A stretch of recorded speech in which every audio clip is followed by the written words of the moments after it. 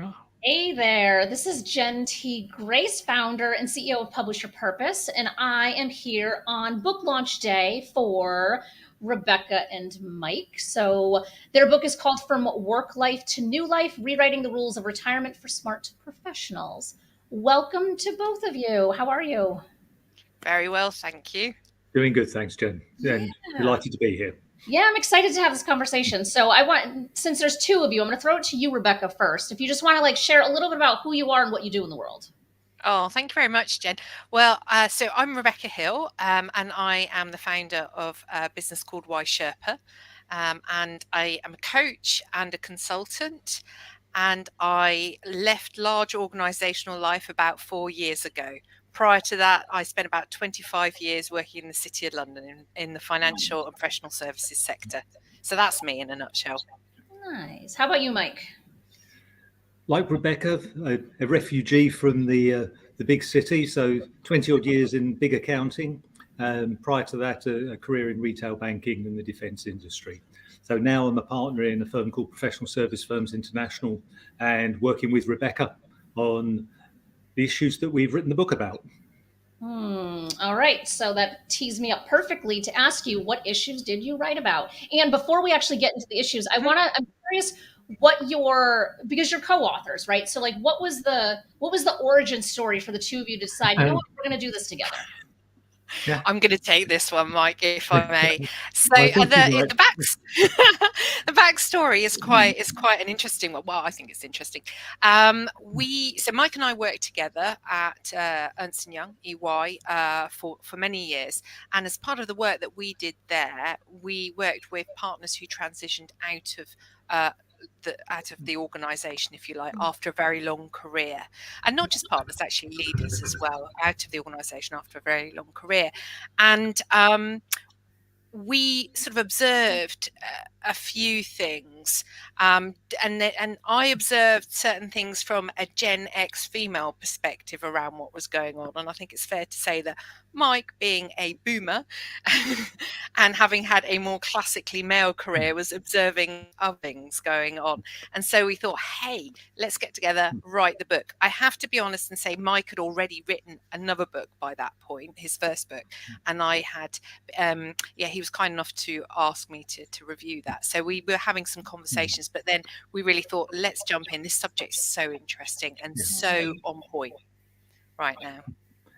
And I think the last 2 years have just borne that out as well. The way the COVID pandemic has just swept the world, and particularly for the industries that Rebecca and I know well, we're seeing people who are deciding to make changes earlier, organisations trying to figure out how to deal with this, and people just saying, actually, do I really need to carry on doing this in the same way that I always did? Maybe it's time for a change. So all of Yeah. those things seem to come together at the right time.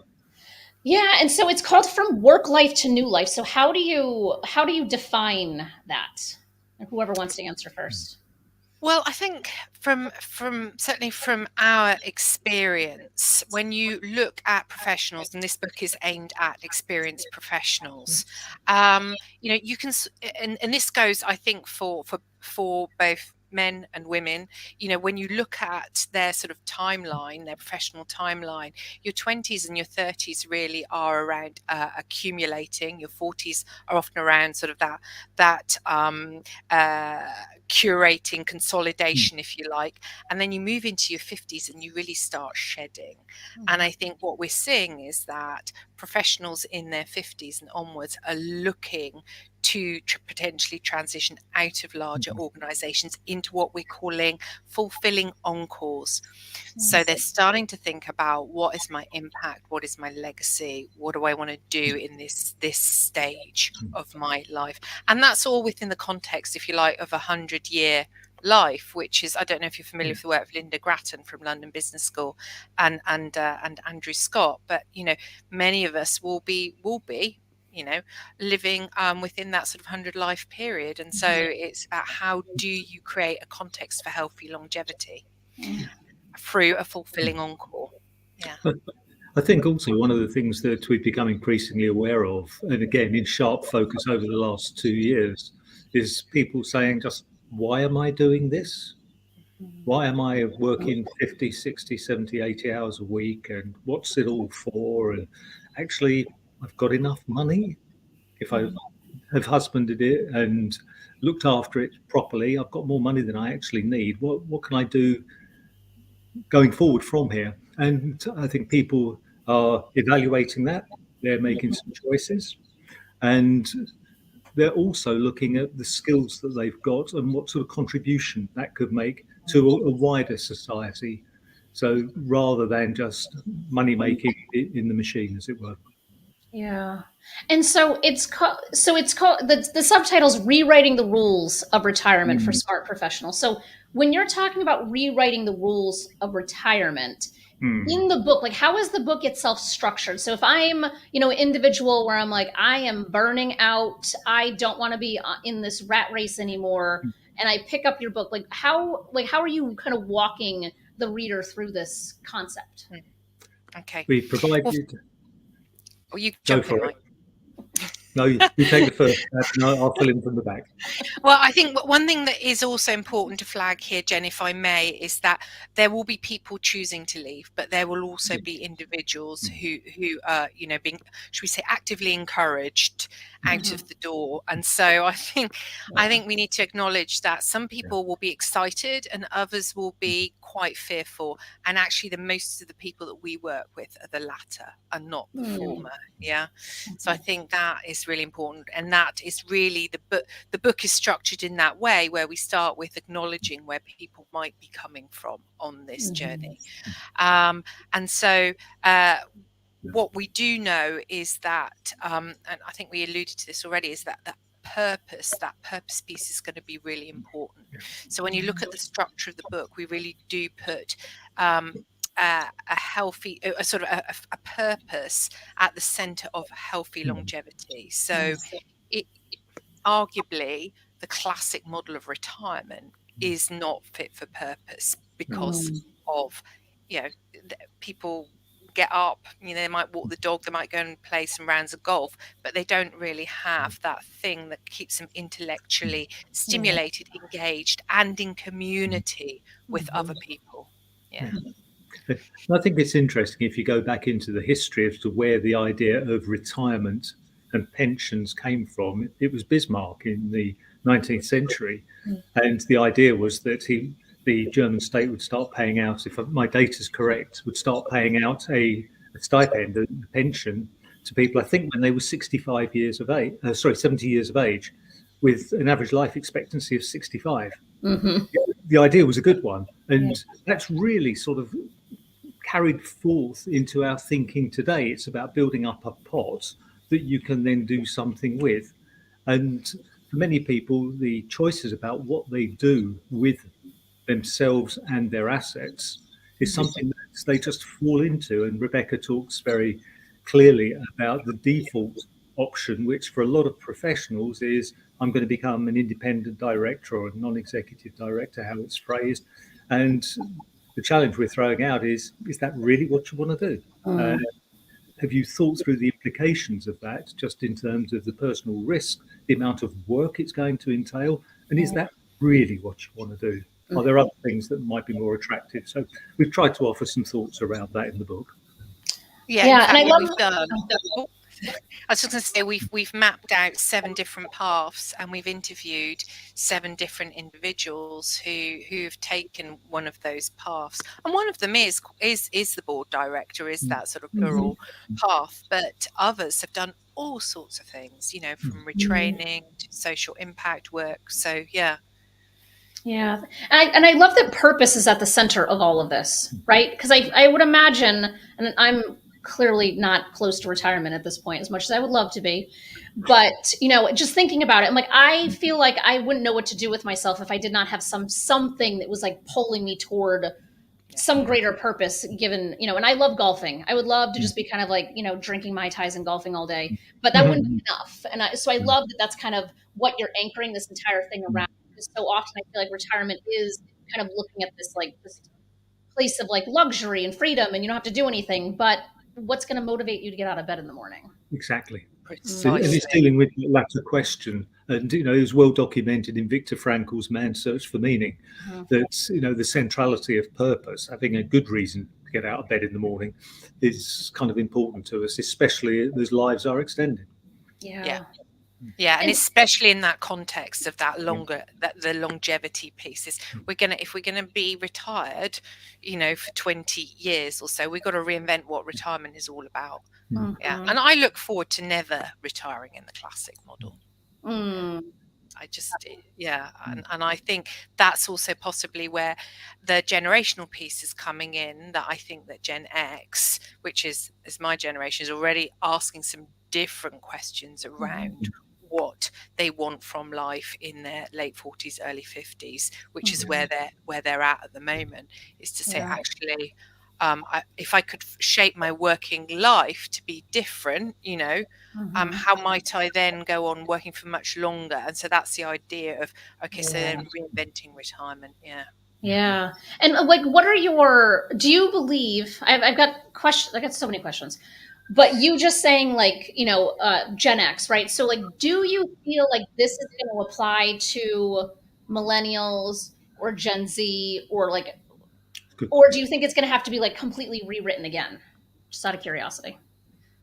I think, is it 1 in 3 or even possibly 1 in 2 of Gen Zers are going to live to 100? So the chances are it's going to have to be rewritten again. But I do think that there's a movement coming for Gen X and the millennials, which is definitely away from what has existed for the last sort of 70, 80 years in this sort of classic retirement model. I think the whole definition of what do we mean by a career is going to come in for some fairly hefty re-examination. There may be another book in that, Rebecca, if you're up for it. I think so. Not just now, but I just think if you think about somebody who retires, and I use the word in inverted commas at the moment, retires out at say 55, and life expectancy is early to mid 80s. That's 30 years with reasonably good health care and genetic makeup. Then you've got potential economic productivity for at least 20 of those years. Or if it's not economic productivity, then it's doing something useful for 20 of those 30 years. And just what is it that individuals want to do?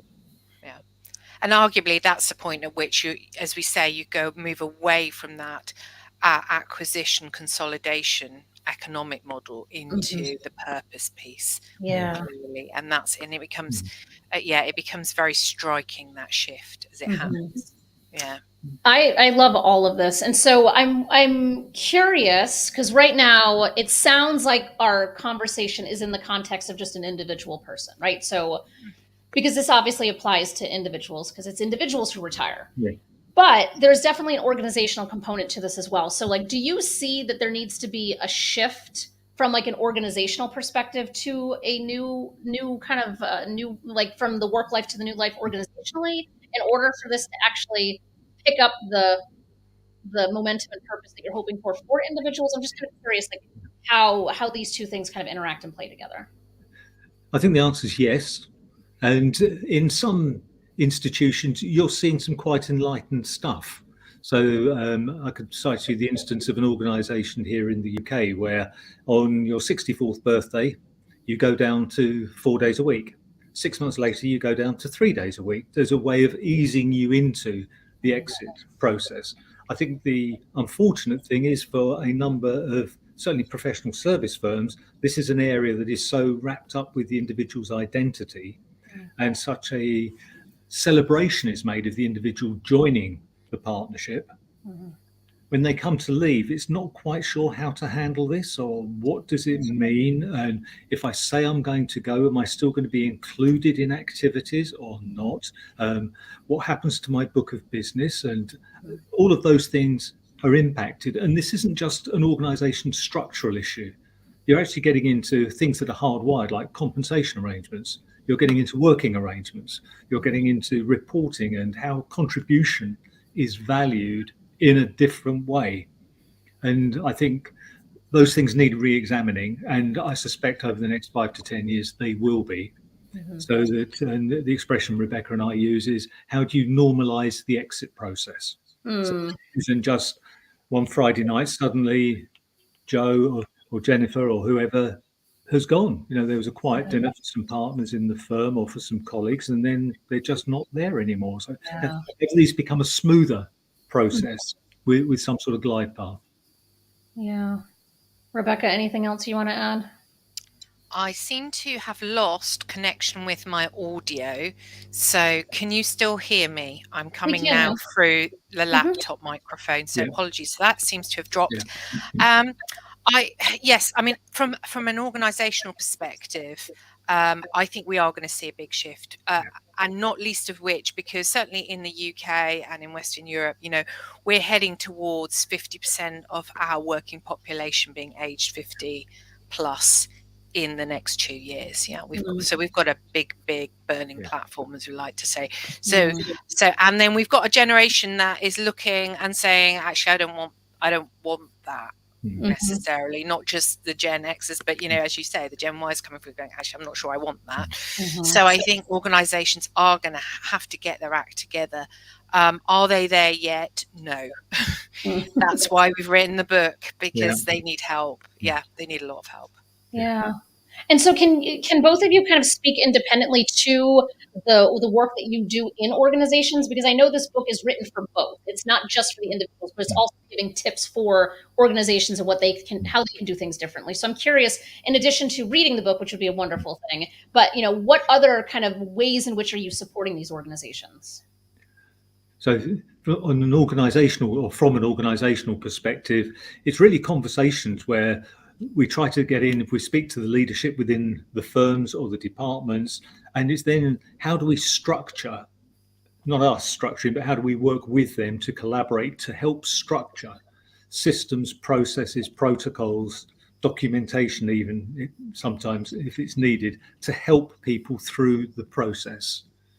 And so typically, if it's one or two people who are going to be leaving, is there a way of working collaboratively with them to actually help build something for the organization so that it is fit for purpose going forward? Would be one of the things that we do. And Rebecca does a lot of one-to-one work as well. Yeah. Probably more So I than do a lot of coaching one-to-one with leaders who are transitioning out, but we also, as Mike was saying, we can work both from a systemic perspective with the system, but then also with a programmatic approach. We've actually, I mean, we are consultants at heart, so we did have to come up with a little 2x2, Jen, I have to be honest.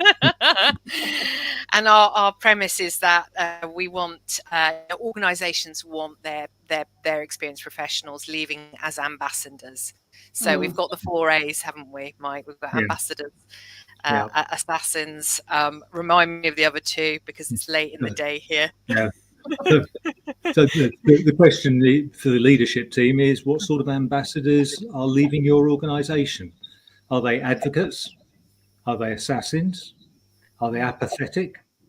And just who are these people that you're leaving? And they're actually going out into the world saying things that's actually maybe harming your reputation. Well, they could be enhancing your reputation. And there's one senior executive we were speaking with the other week said, well, the thing is, the war for talent is over. And I sort of looked askance and said, really? They said, oh, yeah, talent has won. And I thought it was quite an interesting provocation. And if you're in the business of trying to build an employee experience, a people experience, what do you want people saying when they've left your organization? And how much control can you exercise over that? To me, it seems so obvious that there would be some graceful exit process that encourages those that have been employed, that you've been employing for 15, 20, 30, 40 years, that you would want to honor them and then also send them off into the world to be ambassadors for your organization rather than pushing them out and having them be bitter. I don't know. It just seems so obvious to me that it's shocking that that's just not how it's done. Yeah, it is shocking that that's not how it's done. But the reality is that, on your last day, you hand in your laptop, your ID card, and that's that. And that shift of identity. And if you're not managing it proactively actually can be, the fallout can be actually really quite scary. Yeah. Just for many individuals.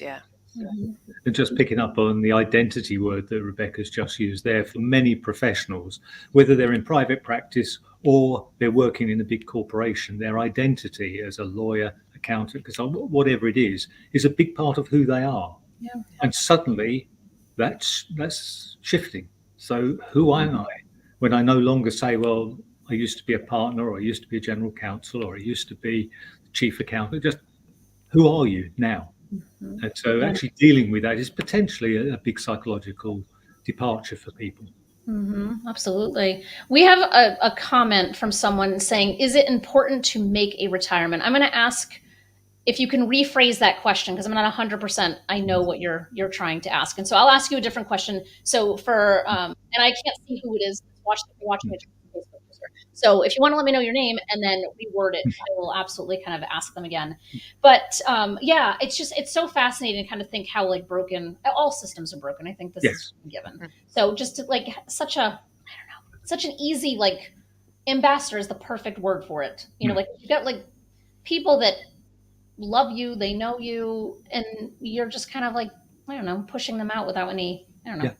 I don't like it, but I'm glad that you're working toward fixing it. So I also want to address, because clearly anyone who's watching can tell that you are from the UK. So I feel like that is just a given. So I just want to kind of talk through kind of just your work, both in the UK market and the US market. So that way, you know, someone watching this doesn't think that, oh, you know, they can only work with a company in the UK. So I just want to, can we just discuss that briefly? Rebecca, if you want to kind of chime in first. So from our perspective, Mike and I are used to working across many geographies. Our roles when we were at EY were global roles, and subsequently our clients have continued to be globally, globally based. And so from our perspective, we are very keen to continue to work, particularly in the US, both from a one-to-one and a program perspective, working with organizations and individuals. We see the issues as the same, honestly. In fact, some of our case studies, some are anonymized, but some are US-based case studies in the book. So so I think it's fair to say that while there may be certain elements that are, a little bit specific to geography, the vast majority is not. That the issues and the approaches stand up robustly. I think also one of the big things we've all learned over the last 2 years is the technology has become such a great enabler. And whereas once upon a time the consulting engagement in South Africa or Asia would have been long plane flights and all that sort of thing, the technology is making it a lot easier. Having said that, much as we do love traveling over to your side of the pond as well. So yeah. I mean, but look at us. We've written a book with your support, and we've done it all virtually. I was just about to say the same thing. Like, there's a global element to what we're doing, and like we're just in an environment now where business is global. If you want your business to be global, it's global. Like, there's nothing that's stopping us. There's like kind of a great equalizer in some ways, thanks to technology. Is there anything, and the person who asked the question appears to have dropped off, so I don't have any more clarity on the question other than is it important to make a retirement? I don't know if it meant save for retirement. I'm not sure what the actual question was, but you want to try to make sense of that? If I can offer a construction on that, Jen, I think it could be as to how important is it to actually plan, to actually construct something. And I've worked with people who said, oh, enough's enough. I really don't want to be planning all of this stuff. I just want to be, and I want it to be emergent, and I want to be there for the ride. And that's okay. If that's the way you prefer to live, and that's the way you run your life, and it works for you, then who is anybody else to tell you that's wrong? We both, and I will speak for Rebecca on this occasion, we both hold a pretty clear view that actually some planning is really helpful to actually make sure that you've covered off the bases in terms of what you need to get sorted, and to prepare yourself with a bit of a launch pad for going forward. And are you talking both about the financial planning aspect of it as well as the purpose aspect of it? more about the purpose aspect. We touch on financials within the book, but it is such a heavily regulated area. Our very clear advice is get yourself independent financial advice from people who are qualified, and we're very, very clear about that. Yeah, brilliant. The one thing that we do say in the book is do think about what you want versus what you need. Yeah, Yes. because a lot of people persuade themselves that they want a lot, but actually when it comes down to it, what do you actually need? How, as one lovely individual who I worked with a few years ago said to me, there are only so many different colored jeans from Uniqlo I need in my closet, right? Yeah. So she's like, I'm really at the need point now and no longer at the want point in my life. Yeah. That's really good. That's really good advice. Is there anything that you want to share that I did not ask you? I think for me, by way of a closing comment, Jen, I think most people underestimate the scale of this change at a human level. And it can be major. So actually getting your head into the right place to actually deal with it and taking the time, allowing yourself the time and giving yourself permission to explore, play even, I think is really important, because it does take some time, certainly to get a new routine bedded in and settled. Yeah. Good advice. And we're often asked, how far out should you start planning? And we would say anything from 3 to 5 years, depends what you want to do. Some people really like to, be very structured in their approach, and others, as Mike says, more emergent. Although I would challenge that high achievers, generally experienced professionals, while they think they're very good at emergent, generally like structure. You asked me one kind of final comment. I think that if I may just say about the book, what we want people to see is the art of the possible. We want to illustrate the art of the possible.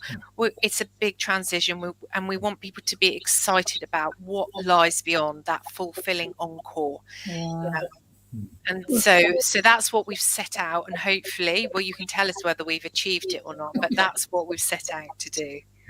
So good. The art of the possible and adding purpose into retirement. Those are very beautiful, beautiful sentiments.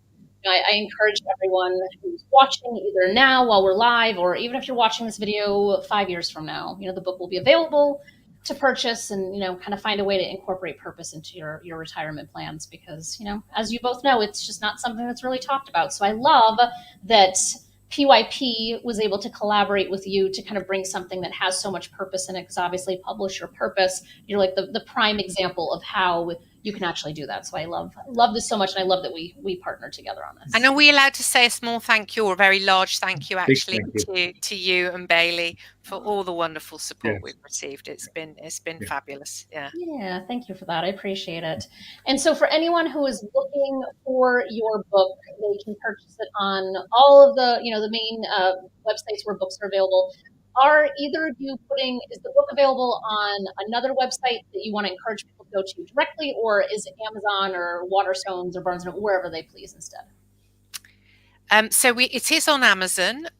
So you can buy it on Amazon, or there's also a link on our book website, www.fromworklifetonewlife.com. So from worklifetonewlife.com, and they can get it there. Beautiful. Love it. All right. Well, thank you both for your time today. Very much appreciate it. And I look forward to chatting with you soon. Thanks a lot, Jen. Bye. Great